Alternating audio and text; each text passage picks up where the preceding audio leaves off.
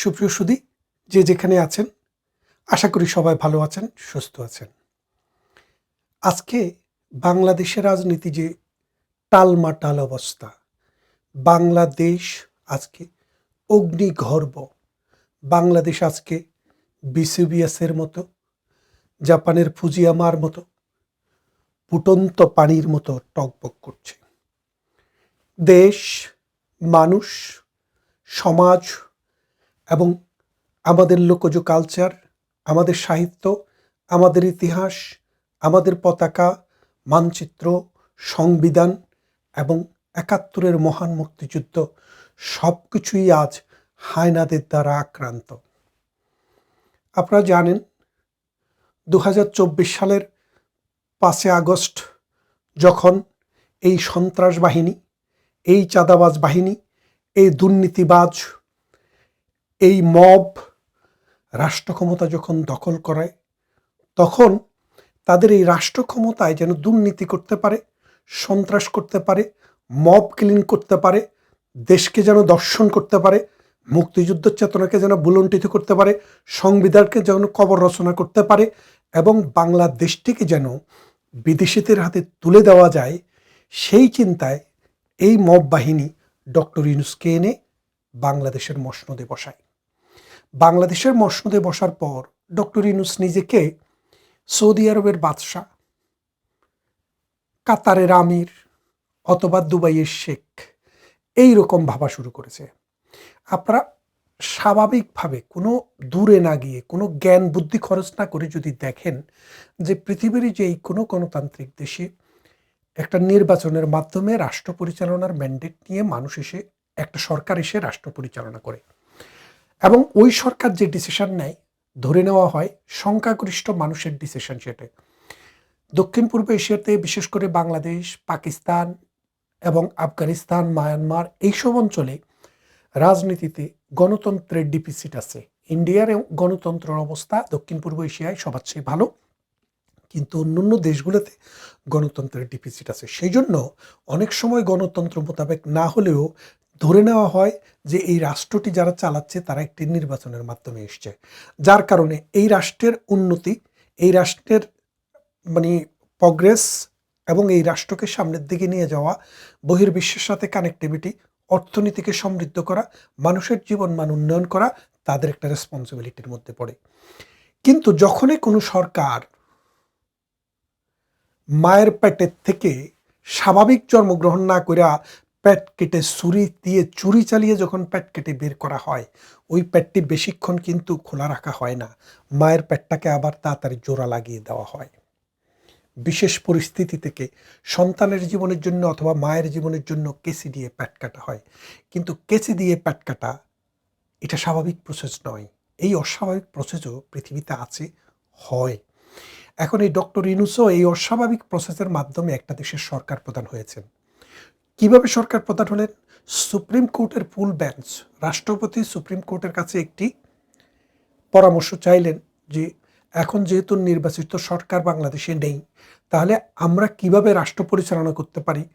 তখন সুপ্রিম কোর্টের ফুল বেঞ্চ প্রেসিডেন্টকে পরামর্শ দিলেন যে মহামান্য, আপনি চাইলে কাউকে এই সরকার পরিচালনার দায়িত্ব অন্তর্বর্তীকালীন সরকারের জন্য দিতে পারেন, যেই সরকারটি রাষ্ট্র পরিচালনা করবে রাষ্ট্রকে একটি জাতীয় নির্বাচনের দিকে নিয়ে যাওয়ার জন্য। অর্থাৎ রাষ্ট্রের মূল স্টেক হোল্ডার হচ্ছে বাংলাদেশের মানুষ এবং সেই মানুষকে প্রতিনিধিত্ব করে রাজনৈতিক দল তার রাজনৈতিক কার্যকলাপের মাধ্যমে।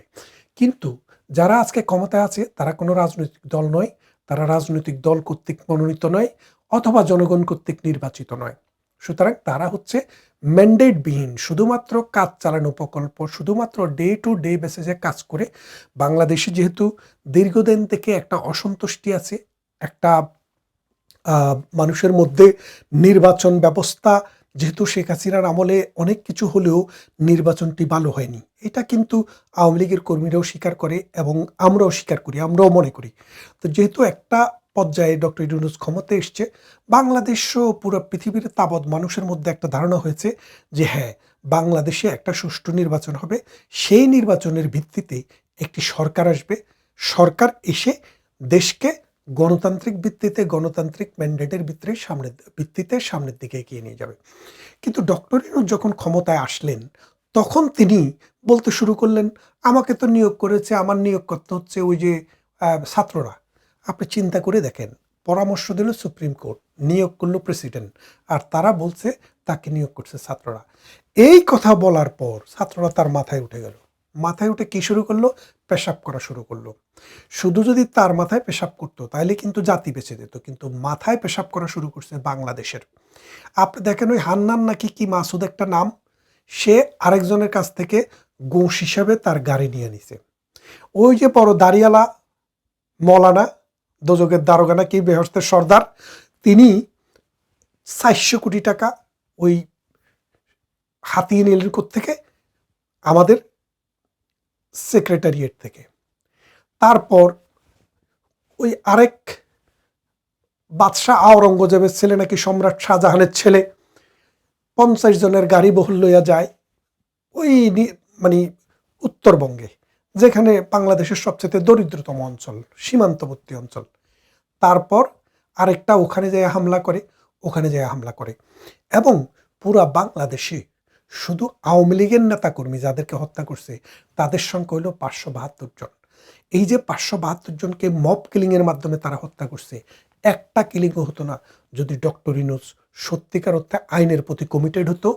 এই সন্ত্রাসীদেরকে, এই চাঁদাবাজদেরকে, এই দুর্বৃত্তায়নের কারিগরদেরকে যদি তিনি শক্ত হাতে দমন করতেন, তিনি যদি বলতেন যে আমরা তো এই দেশটাকে একটা গণতান্ত্রিক, একটা রুল অফ ল, আদর্শিক রাষ্ট্রের দিকে নিয়ে যাওয়ার জন্য সংগ্রাম করেছি, তাহলে তোমরা যদি এখন হত্যা করো, লুণ্ঠন করো, মানুষের বাড়ি পোড়াও, জ্বালাও, তাহলে তো রাষ্ট্র থাকবে না। তাহলে আমরা আসলাম কেন? তাহলে তো শেখ হাসিনার সময়কে কোনোভাবে ডিফার করে তুমি বক্তৃতা দিতে পারো না। তার মানে শেখ হাসিনার থেকে তুমি খারাপের দিকে যাচ্ছ। কিন্তু ডক্টর ইউনূস সেটা করেনি। ডক্টর ইউনূস নিজেকে ভাবা শুরু করছেন যে তিনি অনাদিকাল ক্ষমতায় থাকবেন, আর্মি ওনাকে সাহায্য করুক, পুলিশ ওনাকে সাহায্য করুক, বিডিআর ওনাকে সাহায্য করুক, অথবা নৌবাহিনী, বিমান বাহিনী তাকে সাহায্য করুক বা না করুক, তাতে কিচ্ছু আসে যায় না। তার একটা সন্ত্রাসী বাহিনী আছে, এই সন্ত্রাসী বাহিনী যাইয়া মবক্রেসির মাধ্যমে তার পারপাস সার্ভ করতে সহযোগিতা করবে। এটা কিন্তু হয়ে এসছে। এবং দেখেন, শুক্রে 15 দিন হয় নাই, আম আদমি পার্টি নাকি এবি পার্টি, আমার বাংলাদেশ পার্টি, জামাতের বি টিম, তারা যে দল করলো সেখানে এক বিদেশি ব্যারিস্টার, অনেকে বলে গবাদি ব্যারিস্টার, সে যাইয়া 16ই ডিসেম্বর নিয়ে প্রশ্ন তোলে এবং সেনাবাহিনীকে যুদ্ধ করার জন্য সেনাবাহিনীর সাথে সে হুঙ্কার দেয়, সেনানিবাস বোমা মেরে উড়িয়ে দেওয়ার হুমকি দেয়। সরকার কি কোনো ব্যবস্থা নিয়েছে? নেয়নি। এটার সাথে কিন্তু এই যে বক্তব্য, এই বক্তব্যটি কিন্তু কারো মত প্রকাশের স্বাধীনতার সাথে সম্পর্কিত নয়, রাষ্ট্রের অস্তিত্বের সাথে সম্পর্কিত। রাষ্ট্র যখন বিপদে পড়ে, যে সেনা বাহিনী দেশকে বহিঃশত্রু থেকে এবং নিজের দেশের শত্রু থেকে মুক্ত রাখে, সেটি হলো সেনাবাহিনী, বাংলাদেশের মানুষের আশা ভরসার সর্বশেষ আশ্রয়স্থল। সেই সেনাবাহিনী নিয়ে এত বড় কথা বলার পর ইউনূস সরকার কিন্তু কোনো ব্যবস্থা নেননি। তারপরে এই যে 570 জন আওয়ামী লীগ নেতাকে, 72 জন নেতাকে মেরেছেন, তারা কিন্তু একজনের বিরুদ্ধেও পুলিশি কোনো মামলা হয়নি। আপনি জানেন, হত্যা মামলা রাষ্ট্রবাদী হয়ে করে, কিন্তু ডক্টর ইউনূস এই হত্যার কোনো বিচার করতে আগ্রহী নয়। তারপর ডক্টর ইউনূস আস্তে আস্তে কি করলেন?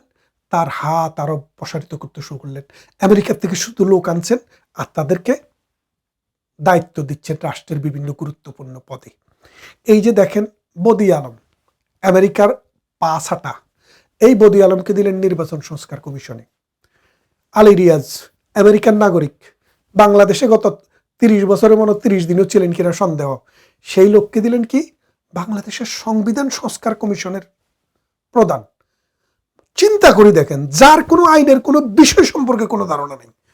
তারপর খলিলুর রহমান, এই 2001 সালে লতিফুর রহমান যে সরকার ছিল, ওই সরকারের সময় এই খলিলুর রহমান সচিব ছিল। সচিব থাকাকালীন ক্ষমতার অপব্যবহার করে এক নারীর সাথে সে অবৈধ সম্পর্ক করলো। ওই সম্পর্কের পর ওই নারীর হাজব্যান্ড এই লোককে বহুবার ওয়ার্নিং দিছে, কিন্তু সে শোনে না এবং তাকে কিছু করতেও পারে না, কারণ তিনি লতিফুর রহমানের সচিব। তখন ওই লোক স্ত্রীকে হত্যা করলেন এবং নিজেও আত্মহত্যা করে মারা গেলেন। কার জন্য? এই খলিলুর রহমানের জন্য। দীর্ঘ ২০ বছর থেকে আমেরিকায় থাকলেন, আমেরিকার নাগরিকত্ব নিলেন, আমেরিকাতে থেকে তার কোনো পুলিশে, আর্মিতে, বিডিআরে কোনো বাহিনীতে কাজ করার কোনো অভিজ্ঞতা নেই। তাকে আনি আমেরিকার প্রেসক্রিপশন অনুসারে বসাই দিলেন কি বাংলাদেশের নিরাপত্তা উপদেষ্টা। এই পোস্টটি বাংলাদেশে কখনো ছিল না, ডক্টর ইউনূস করলেন। এখন সেনাবাহিনীও তার কথা শুনতে হয়, সেনাবাহিনী তার কাছে রিপোর্ট দিতে হয়। তার মানে তিনি বাংলাদেশের সমস্ত নিরাপত্তা ব্যবস্থা এমন একটা লোকের হাতে তুলে দিলেন যেই লোকটি দেশের নাগরিক নয়। কারণ ব্রিটেন বা অন্যান্য দেশে নাগরিকত্ব দ্বৈত নাগরিকের বিধান আছে, আমেরিকার সংবিধানে দ্বৈত নাগরিকত্বের কোনো বিধান নেই। কেউ যদি চুরি করে অন্য দেশের পাসপোর্ট রাখেও, কিন্তু আমেরিকার সংবিধানে অনুসারে শপথ নেওয়ার সময় বলতে হয় আমেরিকা ছাড়া পৃথিবীর অন্য কোনো দেশের প্রতি তার আনুগত্য নাই। আপনারা যদি বিশ্বাস না করেন আমেরিকার আপনার সংবিধান ঘেঁটে দেখেন। তার মানে বাংলাদেশে যদি আসতে হয় তাকে তো আমেরিকান পাসপোর্ট রিনাউন্সিয়েশন করতে হয়, করেননি। এই অবস্থা দেখে আর্মি কিন্তু খুবই চিন্তায় পড়ে গেলেন। সর্বশেষ এসে কি করলেন, বাংলাদেশের বন্দরটি, একমাত্র বন্দর চট্টগ্রাম বন্দর, এই বন্দরটি, রাষ্ট্রীয় বন্দরটিকে তিনি দিয়ে দিতে চাচ্ছেন বিদেশিদের কাছে ম্যানেজমেন্টের জন্য। সবচেয়ে বড় যে কাহিনী, বার্মা। এই বার্মা আমাদের প্রতিবেশী রাষ্ট্র। রাখাইনে এই বৌদ্ধরাই পিটাইয়া আমাদের দেশে 10 লাখ রোহিঙ্গাকে পাঠাইল। সেই রোহিঙ্গাদেরকে না ফেরত পাঠাইয়া তিনি এখন বার্মাকে করিডোর দিচ্ছেন। এখন বার্মাকে করিডোর দিলে সেনাবাহিনী চিন্তায় পড়ে গেল। কেন? যে বার্মাকে যদি করিডোর দেওয়া হয় তাইলে এটা হচ্ছে মানে বার্মাকে না, রাখাইনকে করিডোর দিবে। জাতিসংঘের মাধ্যমে এখন করিডোর দিয়ে কি অস্ত্র যাবে না খাওয়া যাবে সেটা হলো পরের কথা। এটা কিন্তু আরেকটা দেশের ইন্টিগ্রিটি, অর্থাৎ একটা দেশের ভৌগোলিক অখণ্ডতার প্রতি হুমকি, এবং আপনি আরেকটা দেশকে ক্রস করতেছেন। তখন বার্মার সাথে আছে চায়না। এখন চায়না যদি বার্মাকে 50টা ক্ষেপণাস্ত্র দিয়া বলে বাংলাদেশের 50টা অঞ্চলে, 50টা ডিস্ট্রিক্টে 50টা বোমা মারো, তাহলে যুদ্ধটা কার সাথে কার হবে? বাংলাদেশ সেনাবাহিনীর সাথে বার্মার সেনাবাহিনীর যুদ্ধ হবে। এই যুদ্ধটি যদি হয় তাহলে যুদ্ধ তো ডক্টর ইউনূস করবেন না, তার লাঠিয়াল বাহিনীও করবে না, তার এই সন্ত্রাস সাদাবাজারও করবে না। এই যুদ্ধটা করতে হবে দেশপ্রেমিক আর্মিকে।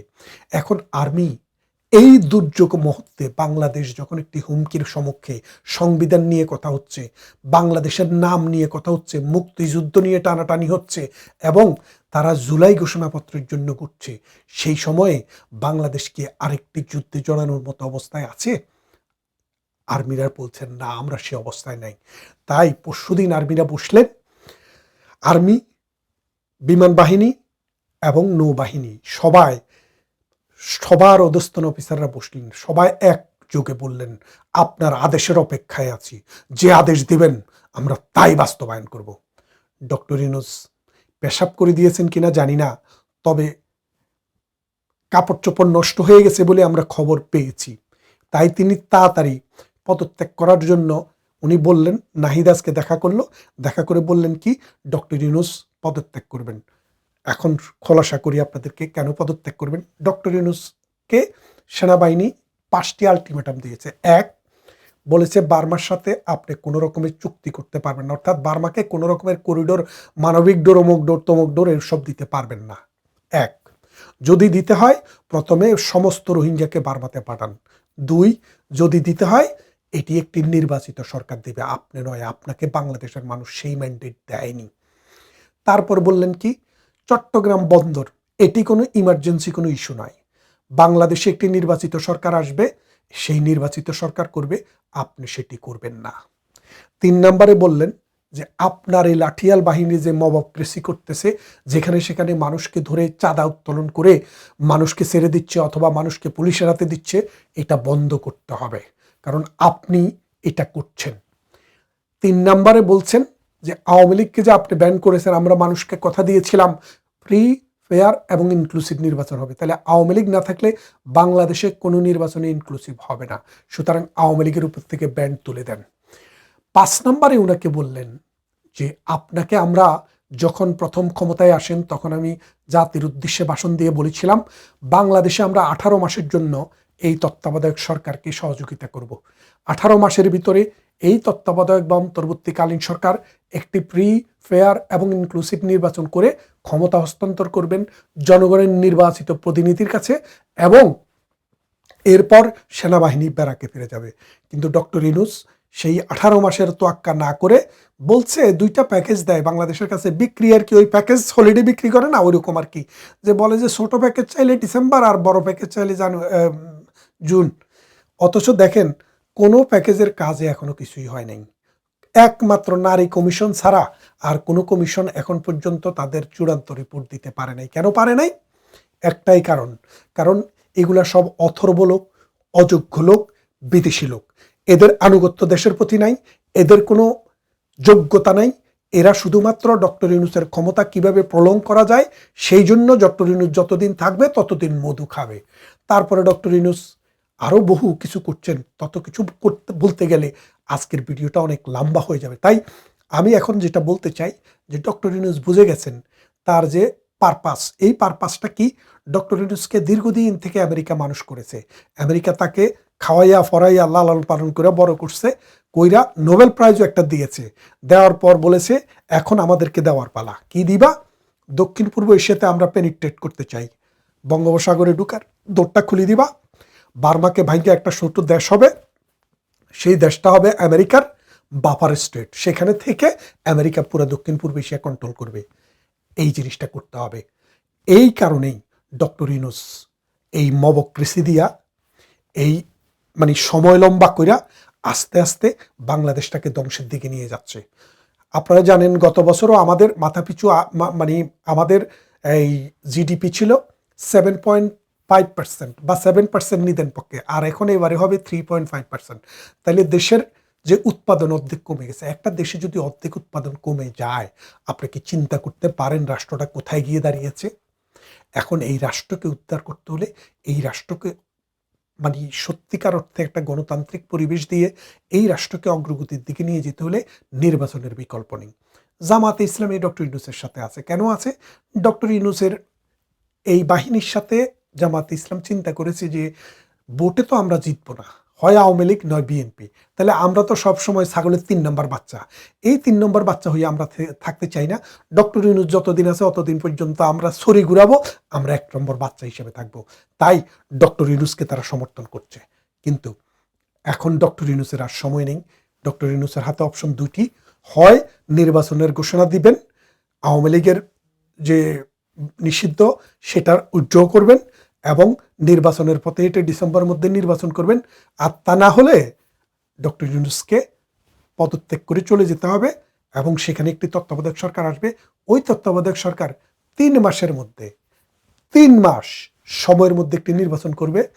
ওই যে এনসিপি বাটপারগুলা, ওই বাটপারগুলা যে নির্বাচনে মানে মনোনয়ন পেলেও ওরা যে একটাতেও মানে তাদের নমিনেশন পেলে কি বলে এটাকে জামানতও বাজেয়াপ্ত হয়ে যাব সেটা তারা জানে। তাই তারা এটাকে শুধু প্রলং করতে চায়, বিলম্বিত করতে চায়। তাদেরও সে আশায় ঘুরে বালি।